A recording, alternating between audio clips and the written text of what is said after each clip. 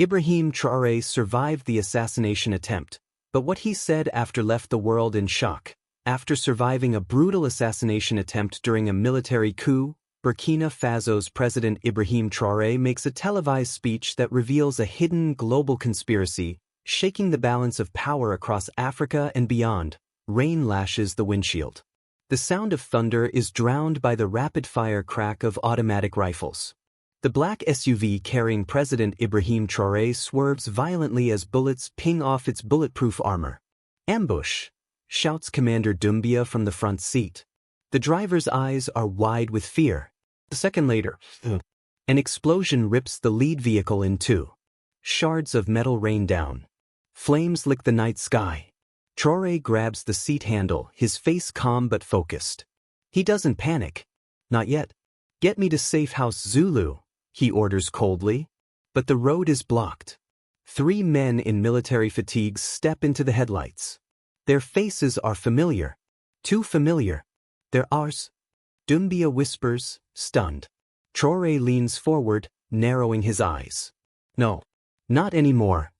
One of the soldiers raises his rifle, aims straight at the president's window, and fires. Earlier that day, Presidential Palace, Ouagadougou. The mood is tense. Ministers move like ghosts down the corridors. The country is boiling. Whispers of rebellion stir across the capital. France has been accused of meddling. Russia's influence grows. Gold mines are being seized. Traoré, once seen as a hero of the people, now walks a tightrope between reform and rebellion. In his private office, Traoré reviews a classified dossier labeled Operation Eclipse. Inside, satellite images, encrypted documents, a list of foreign intelligence agents. He slams the folder shut. "They want Africa divided," he says to Doumbia, who stands silent by the door. "But I won't play their game." He looks out the window. In the courtyard, children wave flags. His people. His purpose. A call comes in. Scrambled line. A voice. "They know you've seen it. Tonight they'll come." Traoré freezes. Who is this? Blood on the dashboard. Smoke in the air. Traoré breathes hard but stays alert. He's hit, but it's not fatal. He presses a cloth to his shoulder. Doumbia climbs into the back seat beside him, his face bloodied, eyes burning with fury. "We've lost 2 cars. It's an inside job. They knew our route." Traoré nods slowly. Then, against all logic, he begins to smile. "They think I'm dead," he says quietly. "Let them think so." Doumbia frowns. "What are you planning?" Traoré leans in, voice like steel. "I'm going to show the world who's really pulling the strings. And when I speak, no nation will sleep easy." He grips Doumbia's shoulder. "Tonight we disappear. Tomorrow we change everything." Location: hidden safe house, outskirts of Bobo Dioulasso, Burkina Faso, 48 hours later. The safe house is nothing more than a clay-walled shack tucked into the thick bush, miles from the nearest paved road. A faint candle flickers on a wooden table. The air is humid. Mosquitoes hum around the broken screen windows. Ibrahim Traoré, now bandaged and pale, sits shirtless in a corner, his arm in a sling. Across from him, Commander Doumbia checks a satellite phone. No signal. Still jamming the networks, he mutters. "They want silence," Traoré says. "But we'll give them noise." The war room, miles underground, Paris, France. In a sleek, soundproof chamber beneath the French Defense Ministry, a group of high-ranking officials stares at a live feed of burned vehicles. Satellite footage shows the chaos left behind in Ouagadougou. "He's dead?" a woman in a Navy uniform asks. "His body wasn't found," replies a gray-haired man with a clipped British accent. Another man, tall, American, wearing a CIA pin, leans forward. "If he's alive, he's dangerous. He's seen the files. He knows about Operation Eclipse." Silence. Then the French general speaks. "Activate the sleeper assets in West Africa. If he resurfaces, finish it." Inside the safe house, Traoré pores over the classified files again. He spreads them out on the floor, maps, coded memos, intercepted messages. At the center of it all is a name, the Atlas Group. a multinational shadow organization made of private security firms, energy companies, and covert political actors. The files link the group to coups in Mali, Chad, and the Central African Republic, each followed by mineral extraction contracts, foreign bases, and puppet leaders. They fund both sides, Traore says, voice low. They sell rebellion and then sell the cure. Doumbia stares. And they want you gone because you said no. Traore nods. I wanted to nationalize the gold mines. I blocked the uranium deal. I said Africa was not for sale. Meanwhile, back in Ouagadougou, General Zita, the new self-declared head of the Transitional Military Council, addresses the nation. My fellow citizens, he says in a televised speech, President Traore died as a martyr during a rebel attack. We will honor his memory by moving forward. But his voice trembles. He knows Traore is still alive. He's seen the unconfirmed reports, whispers of survival in the south. In a back room, a man in a dark suit hands Zita a phone. Stick to the script, he warns in French-accented English. We'll handle the rest. Zita wipes sweat from his brow. Back in the bush, secret meeting with the people. Traore and Doumbia meet with trusted village elders, hunters, and young freedom fighters. Around a bonfire, faces flicker with concern. You are supposed to be dead, one man says, eyes wide. I am, Traore replies. And that gives us power. He shows them the files. Explains how foreign interests have bled Africa for centuries, not through war, but through corruption, deals, and shadows. They fear us not because we fight, he says, but because we refuse to kneel. The elders nod. We stand with you, a young woman says, her voice steady. But what now? Traore looks around. Now, we speak to the world. All of it. Meanwhile, CIA listening post, Ghana. Analysts scan radio frequencies and satellite chatter. One picks up a faint pulse, a coded signal, bouncing through shortwave. Sir, we just picked up something weird, an old Burkinabe army frequency. Encrypted, but it's his voice. They listen. It's a message from Traore. Defiant. I was not elected to serve interests from abroad. I was chosen to protect the soul of Africa. You tried to silence me. But truth is louder than bullets. The CIA officer drops his coffee. He's alive. Back in the safe house. Doumbia bursts in with a USB drive in hand. It worked. The villagers helped bounce the signal through old radios, encrypted networks. The whole region is hearing it. But Traore doesn't smile. He's staring at the final file in the dossier. A photo. Grainy. Black and white. It shows a secret meeting in Geneva 3 years ago. Sitting at the table, the French intelligence chief, a U.S. envoy, a Russian businessman, and, shockingly, his own former mentor, General Zita. Betrayal. They were planning this before I even took office, he says softly. Doumbia leans closer. So what's next? Traore's eyes narrow. We give them no choice. We show the world everything. New York, UN headquarters. The world watches in stunned silence as a leaked video begins streaming online. Traore appears, alive, calm, bandaged. Behind him, the Burkinabe flag flutters. He holds up the Atlas files. These documents, he says, show how the wealth of Africa has been stolen by the same hands that claim to help us. They expose the mercenaries, the corrupt leaders, the invisible chains. He pauses. I may not survive another night, but I will not die silent. The stream ends. Around the world, shockwaves. In Johannesburg, protesters flood the streets shouting, Africa is not for sale. In Paris, the defense ministry goes into lockdown. In Washington, the president holds an emergency briefing. In Burkina Faso, soldiers begin deserting Zita's side, slipping into the night, joining resistance camps. A storm has begun. A dusty beam of light slices through the cracked ceiling of the old stone church. Beneath the altar, Traore and Doumbia descend a spiral staircase into a secret vault, once used by colonial officers, now a forgotten ruin. The smell of old paper and rust fills the air.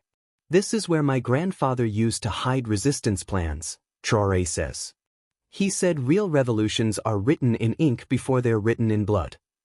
They reach an old wooden chest sealed with wax. Doumbia pries it open. Inside, more documents. But these aren't just files. They are handwritten journals from high-ranking African leaders, some now dead, others mysteriously vanished. One journal entry, dated 2011, stops them cold. The West is offering protection. But in exchange, they want silence on uranium extraction in exchange for security partnerships. If I speak, I'm next. Like Sankara. Like Lumumba. Traore flips to the final page. A name is scrawled at the bottom. General Zita. Flashback, secret meeting, 3 years earlier, Geneva. A long mahogany table. 4 men sit in suits. One is Zita. The others, a French oil executive, a CIA operative, and a Russian private arms broker. Zita signs a folder. With Traore rising in the ranks, we need a contingency. He's unpredictable. The CIA agent slides him a briefcase. Keep your country stable. Keep him quiet. Zita nods, lips tight. For the good of the nation. Present day, safe house. Doumbia drops the journal on the table, stunned. Zita, who was working with them from the start? Traore doesn't answer. He's reading a classified memo in the same chest. It's a kill list.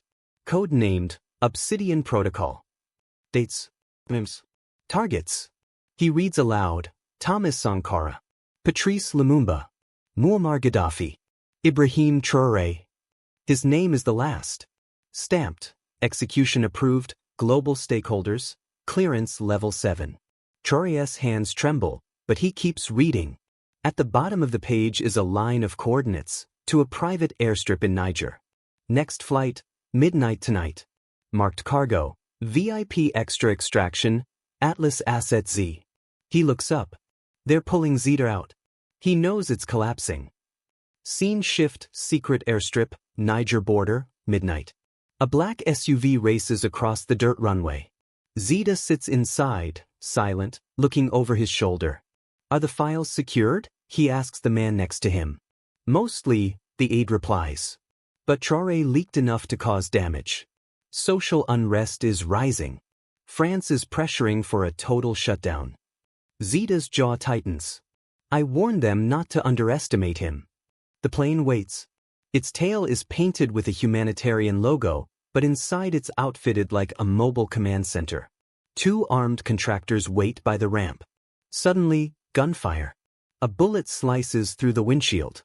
Panic. Flames erupt from a nearby shed. Armed fighters pour in from the trees. The convoy is under attack. But it's not Traore. It's their own guards defecting.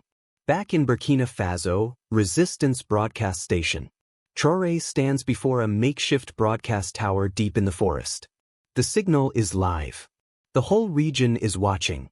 He holds up the Obsidian Protocol file. These aren't theories. They're operations. Carried out under code names. Approved by people whose names were never told. He turns a page. This list, these men, they were not enemies. They were voices. And now, I am next on that list. He pauses. Then he looks straight into the camera. But I will not run. And I will not die hiding. At the UN Geneva. Emergency session. Diplomats whisper in shock as Traoré's broadcast plays in real time on the main screen. The camera zooms in on the kill list. Highly detailed, undeniably authentic. The French ambassador looks panicked. The US envoy lowers his gaze. African representatives begin walking out, one by one, refusing to sit with former colonial powers. Outside, protesters chant, "We are all Ibrahim." Meanwhile, in the wreckage of the airstrip, Zeta crawls from the overturned SUV, bleeding. He's dragged by 2 former guards who've switched sides. They press a phone into his hand. It's him, one says. Zeta puts the phone to his ear. Traoré's voice is cold. You betrayed your people for money. You don't understand the world, Ibrahim, Zeta spits. You're still a child. No, Traoré replies. I'm the ghost you created. And I'm not alone anymore. Zeta stares into the night as a dozen villagers with rifles surround him, Location: capital city, Presidential Square, day of the Unity March. The city hasn't seen a crowd like this in decades. Tens of thousands pour into the central square, young, old, farmers, students, former soldiers, all waving handmade flags and banners. No political party colors. Only one word echoed on their signs: dignity. Helicopters circle above. On nearby rooftops, snipers are stationed. Inside the presidential palace, General Zita watches the march from a monitor, a bandage on his forehead, face pale. He turns to the French envoy seated beside him. "This wasn't supposed to happen," Zita growls. "We controlled the media, the borders, the army." The envoy adjusts his tie, uneasy. "You controlled the illusion." He took the truth. Location: rooftop, Resistance Command Post. Traore stands in a plain uniform, no armor. Just a radio and the worn-out journal of his grandfather tucked in his coat. He looks at the square through binoculars. The people are waiting. He speaks into the radio. "Is the signal ready?" A voice replies, "It's now or never." Traore walks to the edge of the rooftop. A drone camera captures him, live. Broadcast goes live, across Africa, Europe, the US. Traore steps into frame. Behind him, the waving crowd stretches into the horizon. "I was supposed to be dead today," he begins, voice steady. "3 weeks ago, a bullet entered my chest. But it didn't silence me. It woke me up." The crowd below erupts in cheers. "I grew up hearing that freedom was dangerous, that speaking out would destroy stability. But silence has cost us more." He holds up a crumpled paper, the kill list.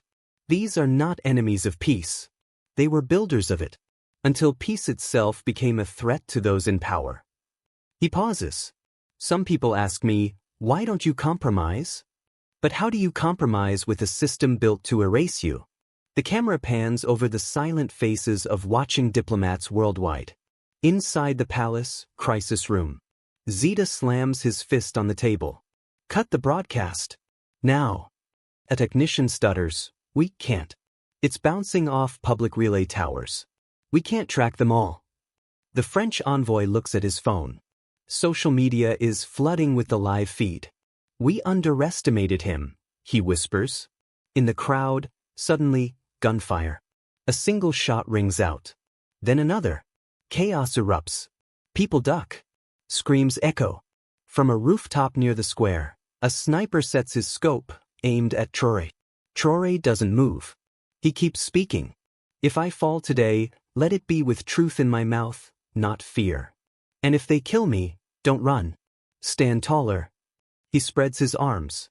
No more silence. The sniper breathes in. Finger tightens. Before he fires, a bullet hits him from behind. The camera shifts. On another rooftop, a young soldier lowers his rifle. It's Captain Diallo, the man once loyal to Zita. Flashback, earlier that morning. Diallo approaches Traore in a forest clearing. "You know they've paid off half the military," he says. "I know. They put a price on your head." "I know. So why do you keep standing in front of them?" Traore looks him in the eye. "Because if I don't, who will?" Diallo thinks for a moment, then salutes. "Not today, sir. Not on my watch." Back to present Presidential Square. The sniper threat is gone. The people rise from the ground. They begin chanting, "We see you, Ibrahim. We hear you." Inside the palace, final standoff. Traore walks into the palace. No guards stop him. One by one, they've switched sides or walked away. He enters the main chamber. Zita stands there alone, sidearm on the desk. "You want to humiliate me?" Zita says bitterly. "Arrest me in front of the cameras?" "No," Traore replies. "The world already saw the truth. You're not worth more blood." Zita reaches for the gun, but Traore knocks it aside. "I'm not you," he says. "I don't need revenge. I need justice." Soldiers enter and cuff Zita. Traore looks at him one last time. "You built a nation on fear. I'm going to build one on memory." Final scene, outside the palace. The gates open. Traore walks out, surrounded by the people. Above him, The country's flag is raised, but not the old one. A new flag, designed by students, farmers, and elders, stitched in secret during the resistance. A single star. A broken chain. A rising sun. Traore places his hand on his heart. The crowd is silent. Then, a deep, thunderous roar of unity. Drums. Songs. Tears. From exile to power. From hunted to leader. As the sun sets behind him, his final words echo across the continent. You cannot kill a voice that lives in every heart. 3 weeks later, village of Kudu, Burkina Faso. The sound of hammering and children's laughter fills the air. Under the shade of a massive baobab tree, Traore helps rebuild a school, the same school he once attended barefoot as a child. His hands are rough now, scarred from war and wounds, but steady.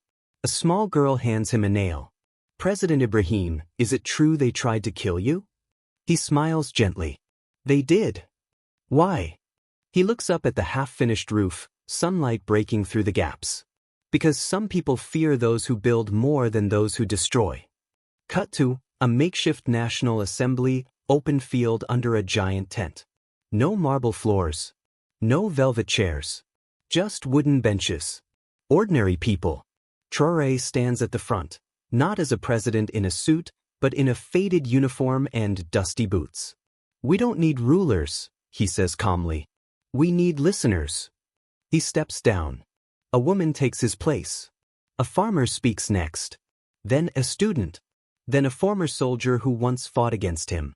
This is his real legacy, not a speech, not a statue. A space where voices echo freely. Meanwhile, former General Zida's trial is broadcast. Inside a military tribunal, Zida sits silently as testimonies pour in. Mothers of the slain. Journalists who survived torture. Whistleblowers from his own cabinet.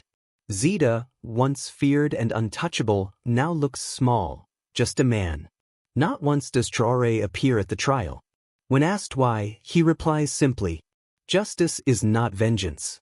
It is memory made permanent." Final scene, rooftop at sunset. Traore sits alone, watching the horizon. A breeze picks up. The new flag flutters beside him. His old friend, Captain Diallo, joins him. They say other countries are watching. Some are afraid their people might rise like ours. Traore nods. Truth has no borders. Diallo hesitates. Do you think we've won? Traore doesn't answer right away.